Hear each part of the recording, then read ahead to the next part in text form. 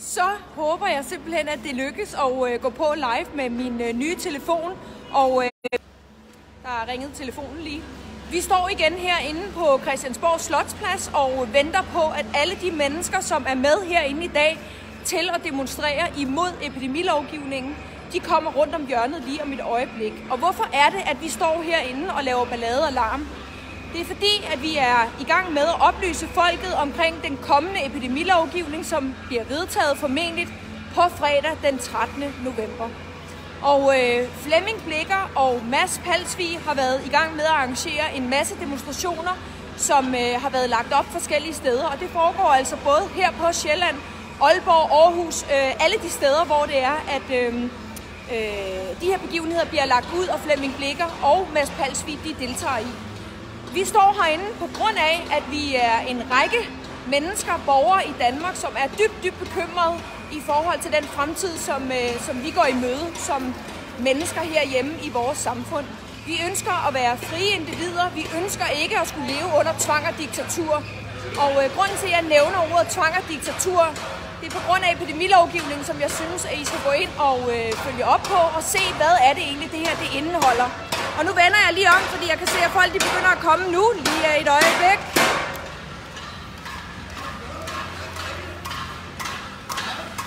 Hej! Hvor er I skide seje? Jeg skal lige filme. Hvor du se dig? I lige måde. Der er PT. Hej!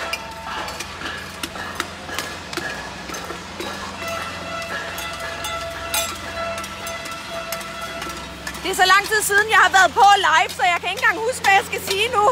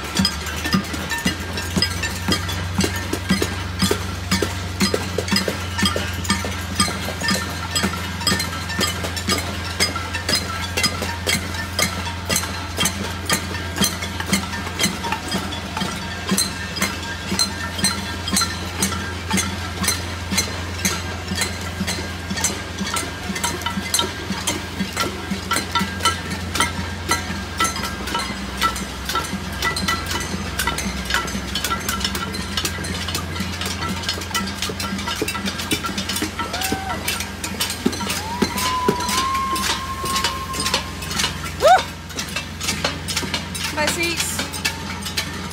Lige præcis. Den der skal jeg lige have med, den der.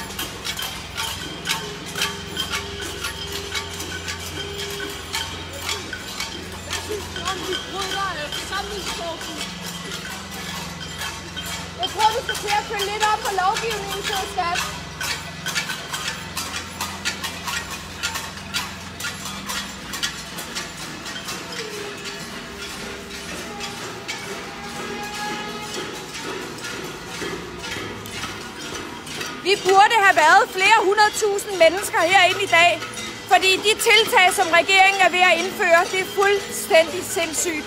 Vi står her ikke for sjov skyld. Vi står her på grund af, at vi ønsker friheden for vores børn. Vi ønsker en fremtid uden tvang og diktatur, og det er derfor, vi står herinde. Vi står her for din skyld. Og så kan det godt være, at du synes, at vi har sølvpapirshattene på. Men en dag vil du forstå, at vi kæmpede for dine børn og jeres fremtid. Så jeg håber, at I kommer så mange herind og støtter op omkring det her sindssyge vanvid. Fordi det skal stoppes, og vi har meget, meget kort tid til at kunne stoppe de her ting. Det kan vi kun gøre sammen, hvis vi står sammen. Så nu vender jeg lige kameraet en gang til, så I kan se herudover.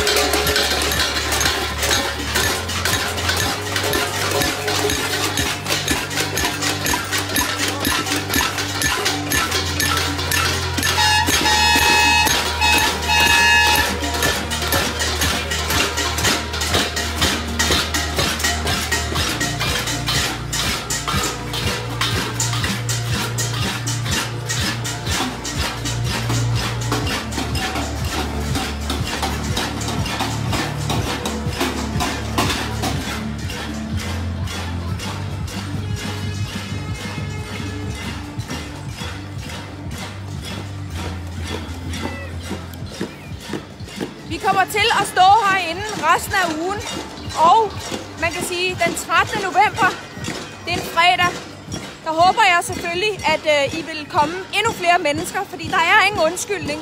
Tag fri fra arbejde, brug et par timer i vores selskab, så det er, at vi kan støtte hinanden og vise, at vi ikke vil finde os i det her. Vi samtykker ikke til den her lovgivning. Vi samtykker ikke til, at politikerne de kan fjerne vores børn, vores rettigheder og vores friheder. Vi samtykker ikke. Og det håber jeg vitterligt, at I vil støtte op omkring, og at I kommer ind og viser, at vi sammen er stærke. Fordi at hvis ikke vi gør det nu, så er det for sent, venner. Prøv at kigge i Nordjylland.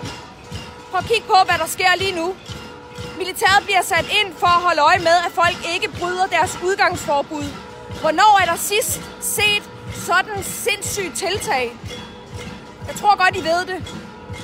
Men når det så er, at du kigger på, hvad er det lige præcis, de går ind og laver de her tiltag med, så går de ind og siger, at der nu er en muteret virus i minkene, som man allerede kendte til i juni måned.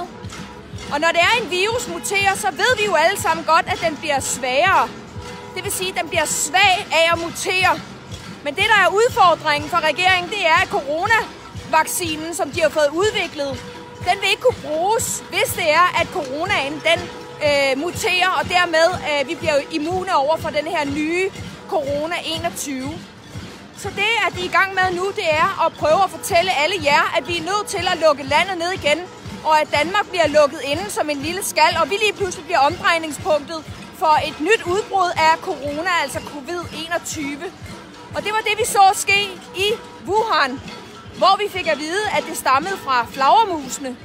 Men blev flagermusene slået ihjel? Nej, det blev de ikke. Men nu skal 17 eller 18 millioner små sjæle slås ihjel på én gang. Det er simpelthen beordret for et menneske at slå så mange dyr ihjel på én gang, under mistanke om, at der er en ny og farligere coronavirus, som ikke engang kan påbevises. Jeg spørger mig selv hver eneste dag, om det her det er en ond drøm, vi lever i.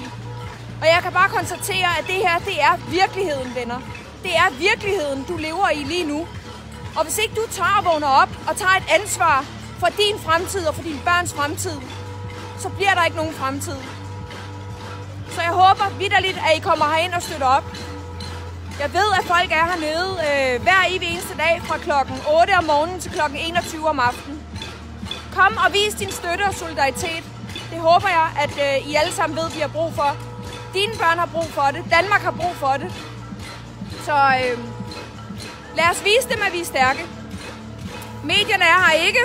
Medierne vil ikke fortælle, at vi står herinde på 6. dagen, mener jeg faktisk, det er. Det demonstrere med vores friheder, med vores, vores våben, det er vores mund. Og vi bruger selvfølgelig også vores potter og pander til at lave larm og vise, at vi simpelthen foragter alt, hvad der kommer ud herindefra. Se her. Herindefra. Så jeg håber vitterligt, at I vil være med til at gøre en forskel. Vi har brug for, at I kommer ind og støtter op. Vi har brug for, at vi er tusindvis af mennesker, som er herinde. Prøv at kigge på Tyskland. Prøv at se, hvor mange mennesker, flere millioner mennesker har været ude på gaderne i Tyskland. Der går rygter om, at Merkel hun har trukket epidemilovgivningen tilbage. Det er jeg lige i gang med at finde ud af, om det er korrekt. Fordi hvis det er korrekt, så viser det sig, at man rent faktisk kan gøre en forskel. Selvom der er mange, der står og griner af os og kalder os sølvpapirshatte. Støt nu op, venner. Hvis bare halvdelen af det, jeg siger, eller 10% af det, jeg siger, det er sandt, så er I på røven. Så kom på banen nu. Vi har brug for jer.